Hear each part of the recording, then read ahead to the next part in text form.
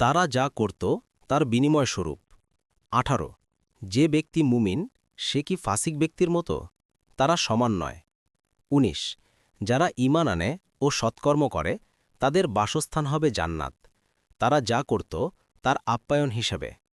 20 আর যারা পাপকাজ করে তাদের বাসস্থান হবে আগুন, যখনই তারা তা থেকে বের হতে চাইবে তাদেরকে তাতেই ফিরিয়ে দেয়া হবে এবং তাদেরকে বলা হবে, তোমরা আগুনের আযাব আস্বাদন করো যাকে তোমরা অস্বীকার করতে।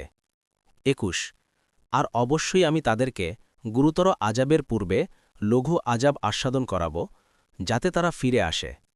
22 আর তার চেয়ে বড় জালিম আর কে, যাকে স্বীয় রবের আয়াতসমূহের মাধ্যমে উপদেশ দেওয়ার পর তা থেকে মুখ ফিরিয়ে নেয়।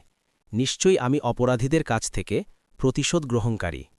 23 আর আমি তো মূসাকে কিতাব দিয়েছিলাম, অতএব তুমি তার সাক্ষাতের ব্যাপারে সন্দেহে থেকো না, আর আমি ওটাকে বনি ইসরায়েলের জন্য হিদায়েত স্বরূপ করেছিলাম।